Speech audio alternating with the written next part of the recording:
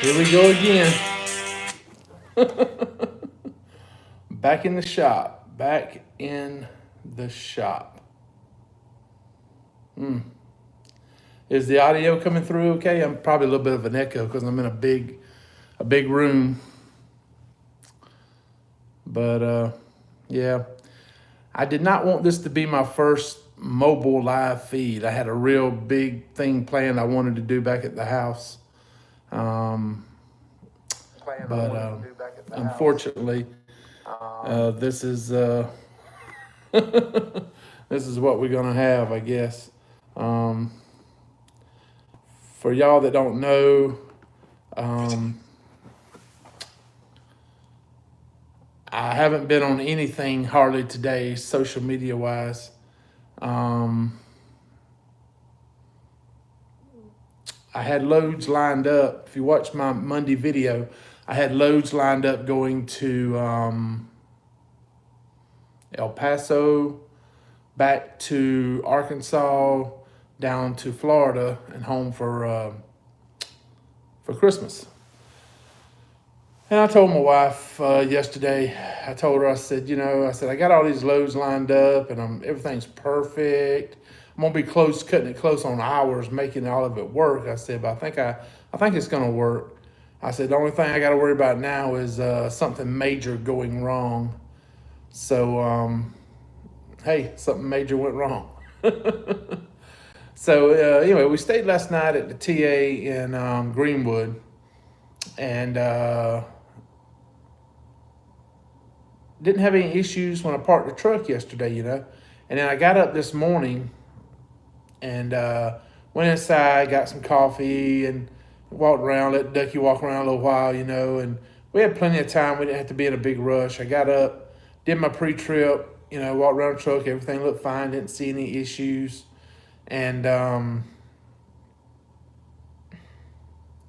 went in, cranked the truck up, and as usual, all my lights lit up like they always do. They always go out within 60 seconds, except for your air pressure lights, right? Because you had to build up air pressure. So, and then the transmission one always comes on. It always comes on. It's the very last one to go out. And so it came on. I didn't pay it no attention because I knew it had to build up air pressure. Eventually, the air pressure, either it never built or I don't know what happened. I'm like, this ain't right. So I got out my code reader, plugged it into the computer on the truck, and it wouldn't tell me nothing. So I was like, well, I went ahead and cleared the codes that I had otherwise, like with the knock sensor and stuff like that, before I took it to the shop because I didn't want them trying to hit me up for more money to fix stuff that I'm not going to fix. So I switched it off, switched it back on, crunk it back up, did it all over again, still same thing. So I went to the dealership, Buckner's in outside of Shreveport. It's right down the street from, it's about halfway between the Petro and the TA there on I-20. And so I went up there. I've worked. They've done work for me there before. And so I took it in. There was one guy ahead of me checking in, and then they checked me in. He plugged it into the computer, and boom, right off the bat, he goes, "You need a clutch." I'm like, "What? How can you tell? You just plugged it up for 2 seconds." And he said, "I'm pretty sure." He said, "We'll do a thorough check-in if you want to when we get it back there." And he said, "That cost you $200." And I'm like, "Go ahead. Maybe it saved me some time or something." So they did the thorough checking on it, where they did the measurements and all that stuff. And he said, "You're about 2/10 or less away from being completely broke down." He said, "You might could make it a little ways down the road." He said, I don't know for sure how far you're going to be able to make it." And because I was like way off from what it needs to be normal. And so I said, "Yeah, go ahead and fix it." And they said, "Well, the earliest we can get you out is going to be, tomorrow, maybe before lunch, but, just to be on the safe side, plan for afterwards." but definitely before the end of the day tomorrow, I should be out of the shop. And so we'll have a new clutch. And the initial estimate was about $6,000 to put a new clutch in. You did hear me correctly. $6,000 for a clutch. Now you know why I want a standard shift. I don't mind. I know Spooby and Pale Rider and now Big John, everybody's on board with that automatic. This is why I don't like an automatic. But anyway. All right, let me read some comments here. I've been neglecting you guys.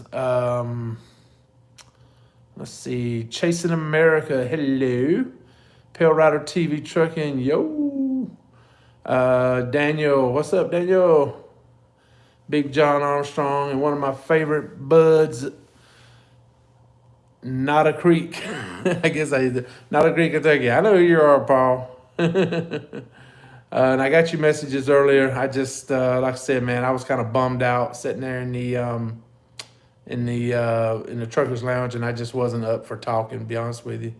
I was just kind of bummed out. So, and there's some strange person I haven't ever seen in here before. Teresa Jones. I don't know who that is. I'll have to check that one out. Let's see. Matthew. Hey, Matthew. Let's see who else we got in here. White Line Trucking or Transport. Hello. Yeah, Chris Bryan. I'm not watching any sports right now. I'm taking a sabbatical there, Chris. And GNC Family Trucking. What's up, Chucky? Too bad I can't get as lucky as Chucky did. Chucky, he took his truck in the shop 2 days, and when it was time to check out, it was like, how much we owe you? Well, not very much, because there wasn't nothing wrong with your truck. So, unfortunately, I'm not going to get that lucky, Chucky. But yeah, I've been planning for this. I when we bought this truck, I went ahead and started setting money to the side, thinking about it in the back of my mind, trying to build up a reservoir of sorts to be able to put another transmission in the truck. Because, I talked to a guy, he had 1.8 million miles on his truck. Never touched the motor at all. The motor was great. But he said he put 2 transmissions in it. So I'm thinking, you need to get prepared for that. Trucking for Life. Hello, sir. You need to give me a call when you get a time and you have some free time. I want to find out how you doing and everything. I'm worried about you, brother. I know I saw the video you posted, and that was pretty horrendous, man. That was really bad. I hope you're doing okay, and you're in my prayers, brother. John Boy. Hey, John Boy. Yeah, Foley, Alabama. I know where that's at.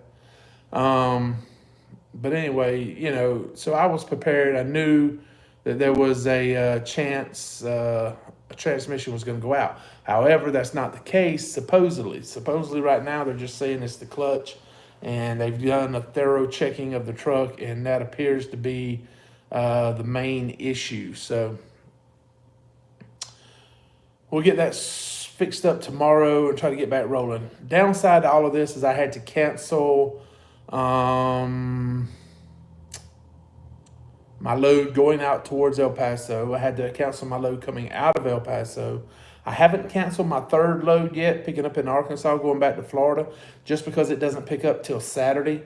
And I'm going to wait until, tomorrow's Wednesday. I will know for sure by 1 or 2 o'clock tomorrow afternoon if I'm going to be able to make it up to Arkansas to pick that load up. And if I am able to do it, I'm going to do it. Even if I have to take a lesser paying load or do a little extra deadhead, I'd rather do it than cancel a load. I hate canceling loads. I hate it when they do it to me, and I hate it more than anything in the world doing it to somebody else. And this is a good agency. I've worked with them several times before, hauling Frito-Lay, potato chips, stuff like that. They're a really great outfit, and I don't want to disappoint them. So if I can, already found several loads going up in that area. Right now, it just depends on when I can get the truck out of the shop. And I may end up having to sit up there for a day waiting for my load. I don't know yet. It may be loaded. It may be ready to pick up early. I don't know. I have to find out. But anyway, I'm going to do my best to not cancel that final load, the third one. But if I can make that work. Because, I mean, I could easily go ahead and cancel the load. I have a legitimate excuse to cancel the load. And I could probably find about 2 more loads altogether that would get me almost to my back door almost, and a lot closer. But it's just the principle of the thing. You don't want to cancel a load. You don't want to be that driver that always cancels loads, So I'm going to do my best not to do that. Oh, man, I'm going to butcher this name. I know. Rattinghanger? I think that's it. Maybe some of that. Hey, man, what's going on, Bo? And I did say hey to you, didn't I, Big Houston? Right here. Next Gen. Hey, Next Gen, what's going on, Bo? Glad to see all y'all guys in here. Man, I can't believe it. At one time, there was 30 people in here. But anyway, I just, I know tomorrow's hump day, and I always upload a video on hump day. And if we end up parked at the truck stop or something like that tomorrow night, waiting to go get a load Thursday, I'll try to upload a short video going over the bill, breakdown of the bill and stuff like that. If not, I may try to upload a video either Thursday or just wait and do one Friday. The replay of this will be up for sure tomorrow for Wednesday. So anybody that might have missed the live feed, they can check it out. This hotel room is awesome. It's huge, big ceilings, big, huge king-size bed, hardwood floors, huge bathroom, foyer, everything. Real nice, really nice. It's just been remodeled. So the initial hotel I was called to try to get a reservation for is called the Wingate by Wyndham. And typically people that stay at Buckner's goes there and they get a room for like $75. It's not that much. But when I called, I explained I had a 40-pound fur ball, and they're like, no, no. So I was like, all right, let me call somebody else. So I started making calls and finally found a hotel where I could bring along the furry one. And he has been eating good since we've been here. Yeah. I gave him half my dinner, I think. So, but he's doing pretty good. I know a lot of you guys are concerned about Ducky and me not bringing him back out on the road and everything. And I know, Paul, you gave me some ideas about some things to try to help him behave. But the thing about it is he's hardly ever on a leash.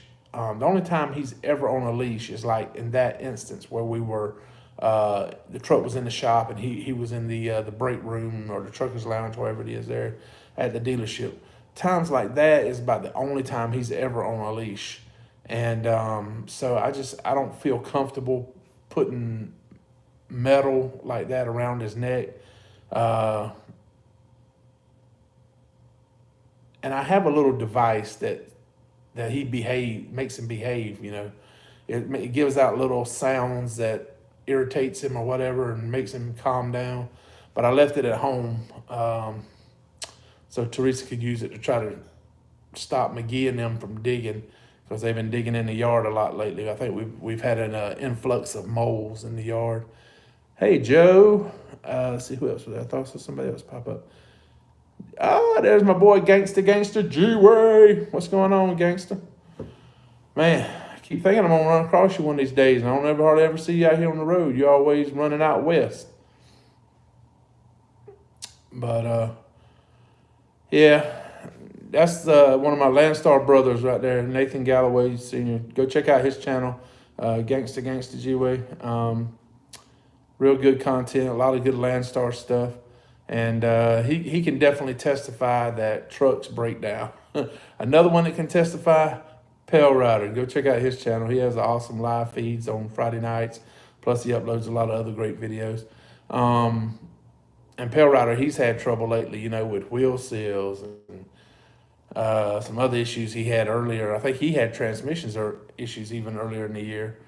So, as an owner operator, these are things that you have to be prepared for, and just things that you have to deal with.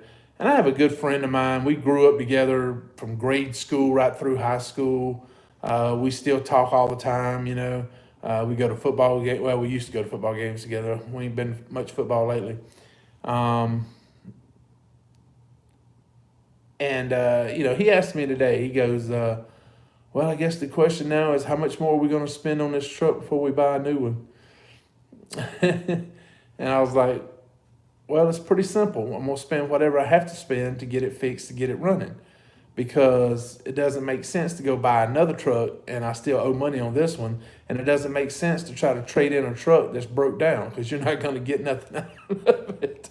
So your option is it breaks down, you fix it.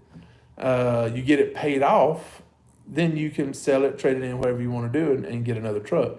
But I'm not going to trade that truck in owing money on it, because that's how you go in the hole. Because then they take what you owe on that one, tack it on to the other one, and I'm just not going down that rabbit hole. Spoopy! My truck's in the shop, Spoopy, over here in Shreveport. Getting a new clutch put in. So, yep. And oh man, Daniel, dang, I forgot all about Daniel. Man, you had a lot of trouble with your truck this year. Motor, what was it? Air compressor. Seemed like there was something else. Was it power steering? I think it was power steering. You've had several issues wrong with your truck too. It's just one of those things. It comes in spells, I had I was in the shop the other day because the window broke. And it's like I caught some kind of virus while I was at the shop, and now I'm back in the shop again. It's like I need to take a vaccine so that this is my last shop visit for a couple of months at least. But it's just one of those things. It comes in spells, Altogether, though, I will be honest with you, and I've always been transparent and honest about my how much money I spend on my truck and everything else like that. And this right here will definitely put me sufficiently past the $30,000 mark for the year, with repairs, maintenance, and all that on my truck, tires, everything else all together combined. It'll put me past the $30,000 mark. And, you divide that by 12 months, and then you look at the fuel mileage that you gain by getting a new truck versus the truck I have now. And I 100% agree. There's your payment and then some, right? So I'm not opposed to buying a new truck right now. I'm just not going to do it because I still owe money on this truck. I put together a plan. I've talked it over with Teresa. We're putting together a game plan where the truck will be paid off before Thanksgiving next year if we don't have any major problems. Super major. Right now, clutch, $6,000. I spent $6,700 when they replaced the wiring harnesses, oil filter housing, carrier bearing, some other stuff at the dealership over in Dothan. I think it was around $6,700. So, $6,000's a lot of money. Don't get me wrong. But what other option do you have? You have to fix the truck. You have to have the truck running to be able to make money. So, it's like a catch-22. It ain't like you can keep making money while the truck's in the shop, unless you're a company driver. So, what are my options? Oh, hey, Little Viking Coach. What's up, Little Viking Coach? Glad to see you in here, brother. Jonathan, hey, bud. I just, I'm going to get it fixed and keep going, keep pushing ahead. Because the motor only has like around 250,000 on a rebuild. So, that's not that many miles for a rebuild. So, I think I can probably easily get another 250 out of it, and that'll put me past the payoff point on the truck. And at that time, we could either sell the truck, trade the truck in. I have options, and so that's what I plan on doing. And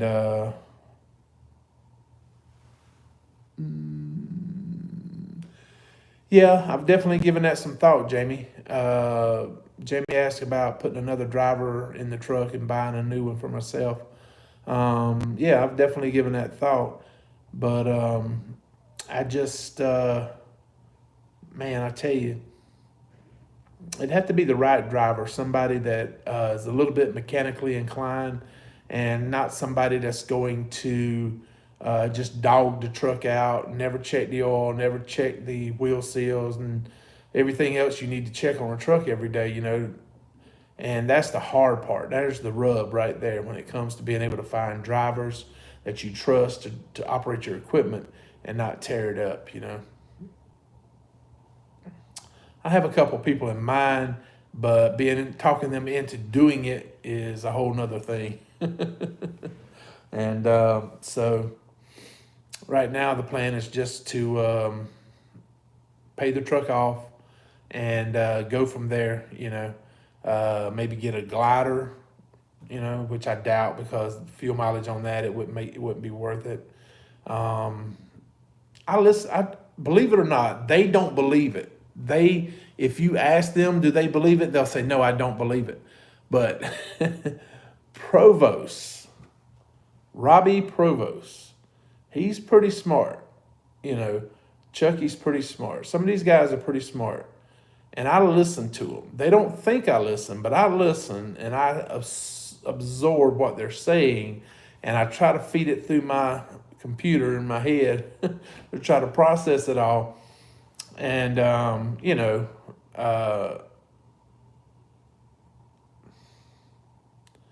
and not just that. I listen to other people too, and a lot of times it's people I've never even met before, never talked to. I just read stuff that they write, their testimonials and stuff like that, because Landstar has several Facebook pages, and they have a range of topics that they talk about: buying new trucks and buying a used truck or rebuilding a truck. I mean, there's always talk on those pages about stuff like that. So hey, Pappy, what's going on, Bubba? So I'm taking it all in, and I'm listening, and I can't think of anybody off the top of my head that I've talked to that said they regret buying a new truck, so there's that. And a lot of people have said, once they got used to the payment, and everything else that they had to do to be able to make the payment, it wasn't a big issue. So, it's just being able to initially get your down payment to where your payment's not too high. So, these are things I'm going to be working on, and hopefully by this time next year, I'll have a solid game plan in mind. My research hopefully will lead me to a good truck. I've been saying for the last 6 months to a year or so that if I did buy a brand new truck, it would definitely be the Volvo 860 Globetrotter or something like that. But after listening to Provost and some other folks that have the Peterbilt Ultraloft, that could be an option, And I was telling somebody the other day, I'm not a big pack car motor fan, but I was never a Volvo D13 fan either. But then once I got it and I saw how it run and everything else, I kind of started, hey, okay, this ain't so bad. And it may be the same way with the pack car. Once I get it and I actually drive it and try it out and get used to it, it probably won't be that bad. And I think also the technology is getting better every year. So they're getting a little bit more fuel efficient. They're getting a little more durable. And So would I go back and buy a 2016 pack car? Probably not.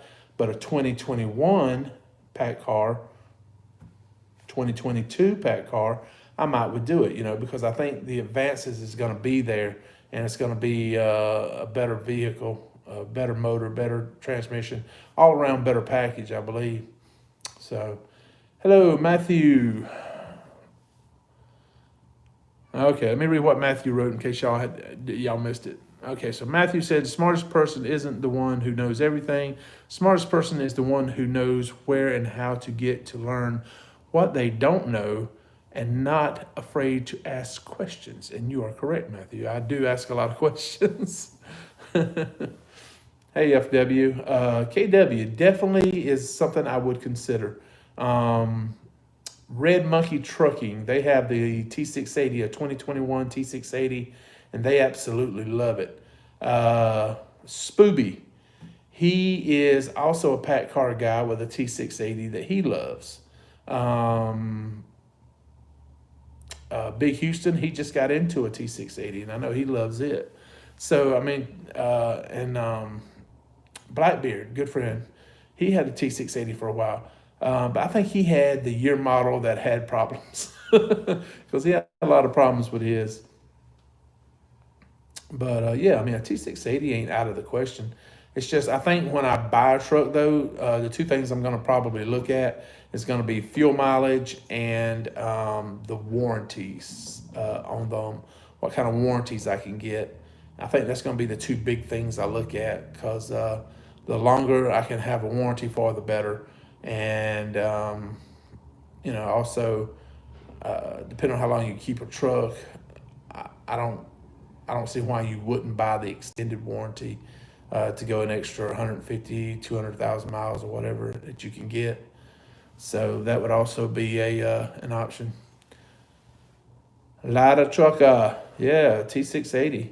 Yeah, a lot of people I know got T680s. Snorlord has a T680.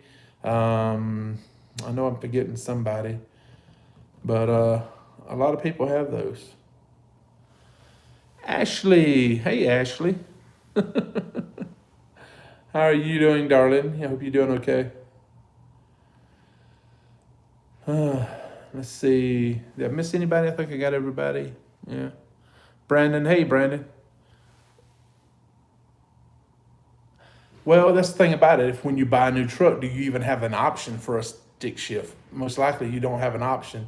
I think pretty much nowadays automatic is the norm. I think you almost have to special order a truck if you want a stick shift, like a 10-speed or something like that. I think you pretty much have to do that. Hey, Landon. All right, so if y'all don't know, Landon, which is under Ashley, is my nephew. He's my youngest nephew, and he is an amazing athlete. Just like it's not a Robbie. Yeah, that boy can play some baseball. I hope I get to see you guys pretty soon. We're going to try to get out that way before too much longer. It may be after Christmas, though. But we'll definitely get by to see you. But yeah, the truck should be ready tomorrow. We'll be out of the shop and back rolling again. And go back to making money. But yeah, the guy asked me today about, do you want to do this or whatever? And I was like, yeah, whatever you got to do it. Just do it, And I asked about, and that was another thing too, is I asked that question on the Volvo Facebook page, and it was a pointed question. The question was, how much do you typically pay for a clutch to be replaced?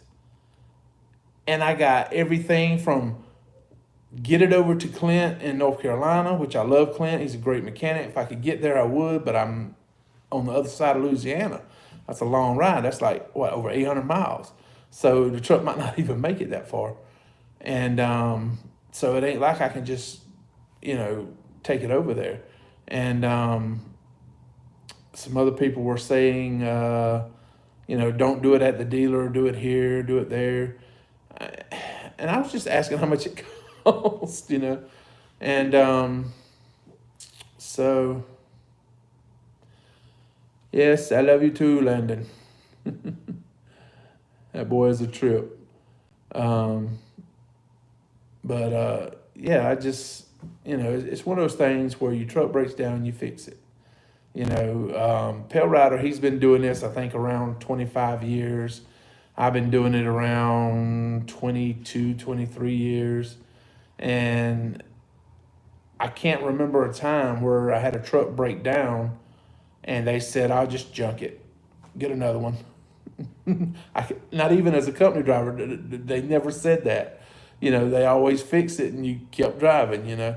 So I don't know any other way of doing it other than fixing it and keep going. And I understand at some point you have to cut it loose and get something different. But when you cut it loose, typically you cut it loose while it's running, not after it breaks down. So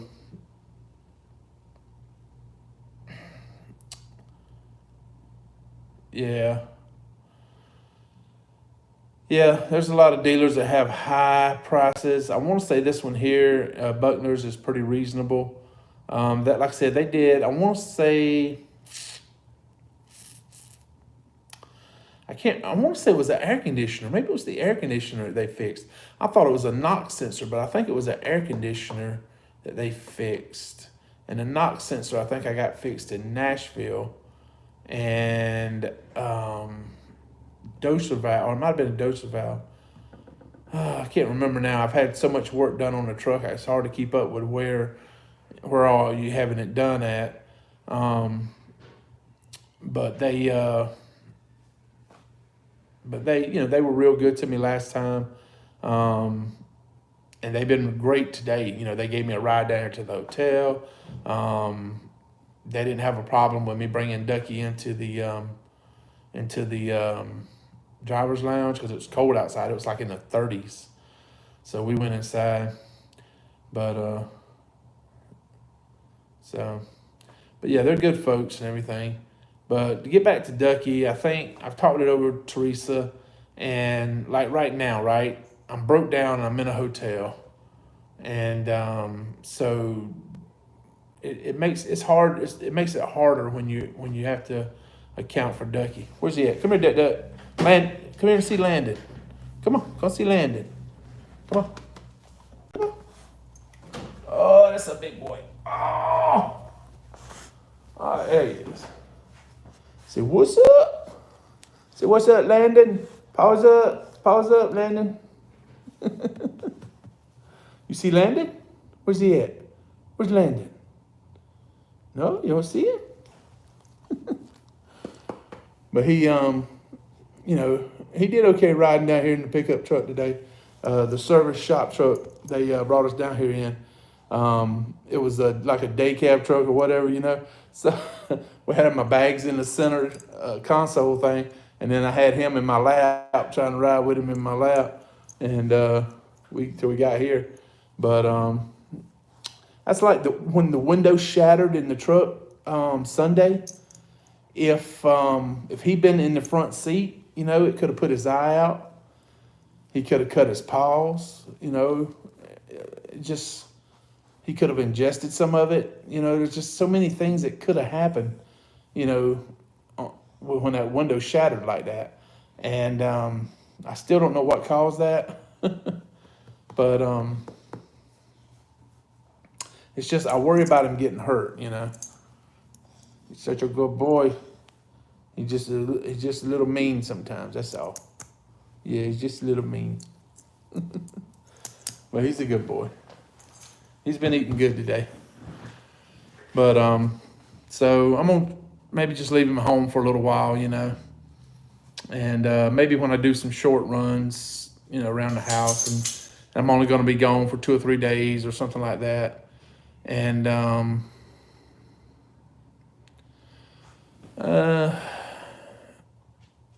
yeah, I know anything can happen. I don't know. It seems like I'm trying to run kind of hard right now, and it's like I'm maxing out my 70 hours every week now. So There should be. I just did one. What's today? Tuesday. I just put one out yesterday, Landon, and there'll be another one out either tomorrow or maybe Thursday. So make sure your mom has the little bell icon clicked on so you get notifications. That way you'll know when I'm uploading the video. But I don't know. It's like, like Trucker for Life. He was in that wreck the other night, and I'm sure as soon as it happened, probably the first thing he did was, check on Maxie, make sure Maxie was okay. And for those of you that know me, and for y'all that have went with me on the journey of the series that I did called My Trucking Life, where I talked about everything I've done in trucking up till now, I've had some horrific wrecks. And I don't know, I think about that a lot. And man, it would just, it'd kill me if anything happened to him because of me. But so I don't know. I think he only enjoys it when we're stopped and he's out running around.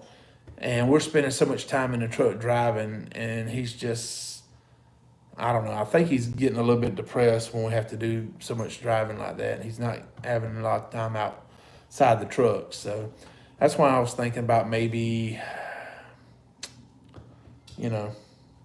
giving him a break from it, especially with wintertime. Maybe we take off until spring, and then when springtime rolls around, maybe revisit the issue, see how the truck's running, see how everything's going, and just give him a little bit of time off. But if I'm passing through on my way down to Florida and I'm coming right back to the house and I'm just doing a little short 1-day run, maybe take him along with me. But he is getting a little on up in age. I mean, he's if I'm not mistaken, isn't he 8, Teresa? 8.5, somewhere in there. I don't think he's quite 9, but so but he really eats good. He's very healthy, that's for sure. And yeah, I know what you're saying, Trucker for Life. Ducky's the same way. Ask Teresa. When I was home, I was only home. I got home Friday afternoon and Saturday when I was doing stuff on the truck and everything. He would not leave me out of his sight. He is 9. Okay, I knew it was right around in there, but he wouldn't let me out of his sight. If I walked out of the house, he was right behind me. He wouldn't let me out of his sight because he didn't want me to leave without him. And so, I may make one trip out and miss him so much I have to bring him back. I don't know. I just, everybody deserves a vacation every now and then. What's up, TJ? I hadn't talked to you in a while, brother. Glad to see you in here. Gregory. Doggy seatbelt. How many of you remember me tethering Ducky to the seat and somebody getting in my truck and cutting it?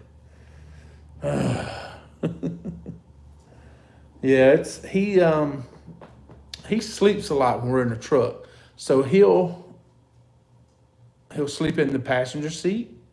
He'll sleep in the floorboard between the seats. He'll sleep in front of the refrigerator. He'll sleep up on the bed if I leave the bed down for him. He sleeps all over the truck. He doesn't have a particular spot that he likes to sleep in, but but he's able to drink water if he wants to drink water, or if he wants a bite to eat, he can get something to eat. And that's the same way when we park and he goes out. Unless we're in a high traffic area or something, he's so well behaved that I don't even put him on a leash, because he stays right there next to me when we're going to get to the grass. And then once we're there at the grass, I let him go, and I try not to micromanage him, let him run around and play and sniff and do what he wants to do. I figure he deserves to have some fun as much time as he spends locked up in the truck. So, But I don't know. I think a vacation ain't gonna kill him. He'll have some time at home and catch up with his brothers and sisters and enjoy them. Let's see.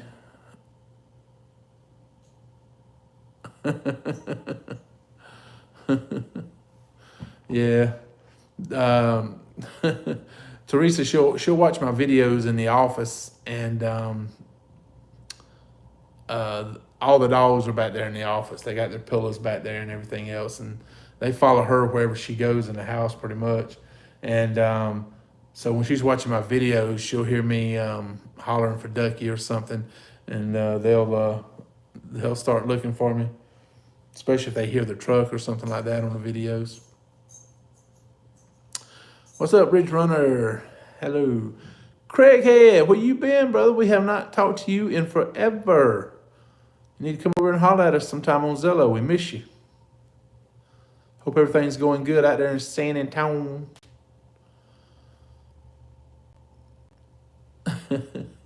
Yeah, pick on his little brother. I don't know what it is. Ducky and McGee just do not get along. And I think it's because they're both boys.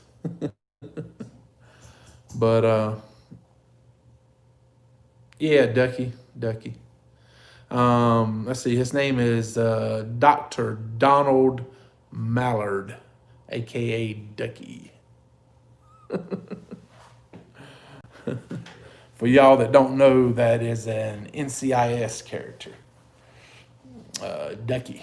So that's where you got that name from. What is Zello? Zello. Let's see if I can pull it up. Oh, there it is. Let me go back. There we go. Cancel. So initially when it comes up, let's see. That is what, didn't do it, did it? Let's see, go back.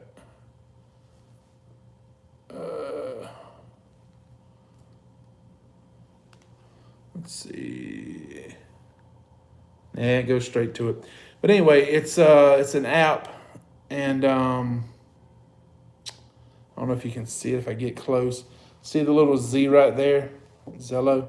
It's kind of like a CB where you can talk to people all over the world, not just close by. I mean, all over the world. And we talk on Zello.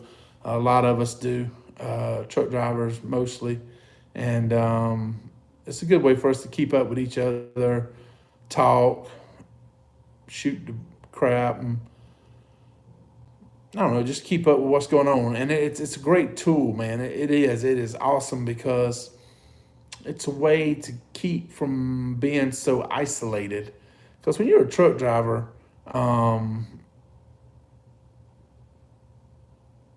the CB, people don't use it as much no more. So if you don't have people you can call and talk to on the phone, and even then you're just talking to one person, With Zello, you're talking to multiple people, and it's like having a conversation with a bunch of people at one time, and you're all spread out all over the United States mostly. So I love it. It's a great tool, and it's just great for it's great for asking advice too, there, Erica. I like the picture you sent of Condon in his Triple T hat. That was pretty cool. But yeah, Zello, man, it's great. I mean, I look forward to it every time I go back out on the road after I've been home. I look forward to catching back up with everybody on Zello, find out what all's been going on, and just talking. And so it's really great. It is. But anyway, I don't want to keep you guys dragging on for too long, rambling on. But I promise you one thing. When I get home, I'll do plenty of video footage of Ducky. So we'll still have him in some videos. And Teresa has already promised me, I think she promised me anyway, and she would do some video footage of Ducky playing around the house or something, and send it to me to put in some of his videos. So y'all will still be able to see Ducky a little bit. I just want to, give him a break and see how it goes. Like I said, it may not last long, and he might be right back in the truck with me. You never know. Because I had told Teresa this last time I came home that he was going to have to stay home for this trip because he's stomach's been acting up. He threw up a couple of times, like within less than 10 days. I think he threw up twice, and so I changed up on the treats I give him. Went back to just the chicken jerky, and so I think that might help. I don't know. But all that bouncing around in a truck can be kind of rough on your stomach if it's not something you're used to, So we'll give him a break and see how he does. And all right, Trucker for Life. Like I said, if you get a chance, give me a holler tomorrow.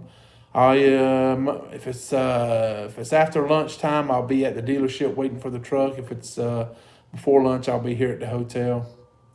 But I'm glad you're doing okay, and so I wanted to catch up with you and see how everything's going.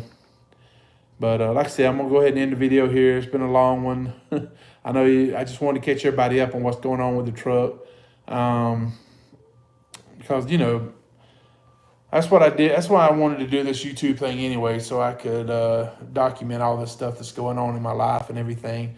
And it'll be something I can look back on in my old age, if I make it old age, and remember, stuff that happened. So who was it? Somebody I was talking to, or a video I saw or something, where somebody was saying everybody should have a YouTube channel. Oh, it was that guy the other night that Pale Rider interviewed. What was his name? Trucker Steve or YouTube Steve? That guy. He was saying that, about documenting for your children and grandchildren and stuff like that, So it's just something, and I started it, like I said, Trucker Steve, that's it. I started it to, basically because I had some bad wrecks. I just wanted my wife and my mom and everybody that was concerned about me going back out over the road to be able to keep up with me and see what's going on and make sure I'm okay and all. But anyway, hope y'all have a great hump day coming up tomorrow. And be watching for a video either tomorrow night or Thursday. And with the breakdown on the shop bill, how much everything cost.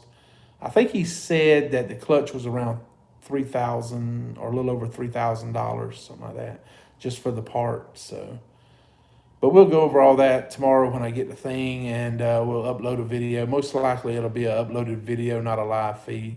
So I would be doing this on my laptop, but I left the charging cord in the truck. So my first live feed on a mobile phone had to be about this. So anyway, thank you all for watching, liking, commenting, subscribing. You guys are the best, and I love talking to y'all, and I love reading your comments, and I'm just really blessed to have all you guys in my life. I really appreciate it. You guys are awesome. So y'all get ready for it. It's coming up. It's coming up. Hump day. I need to ask Pale Rider a question. Hey, Pale Rider. Oh. So when I want, let's see, is it that right down here? Mute my phone share. How to save it. I like it. So when I want to end the live feed, go ahead and coach me on this. Bye, Landon. So how do I turn it? Because this is my first time doing this. How do I turn it off? Do I just hit the X? Because there's an X up there. But I don't see anything that says like end live feed or something. I don't know. I'm just going to hit the X and hope for the best. So, okay, yeah, hit the X. All right. But anyway, because this is my first time doing it on a mobile device. On the laptop, it's a lot easier. But anyway, thank you all for taking time to come hang out and here with me tonight and keep me company while I'm here in Shreveport. I really appreciate it. Y'all have a great hump day, and we'll be talking to y'all again pretty soon. And don't forget, even when our trucks are in the shop and we got $6,000 bill, we don't stop. We keep punching.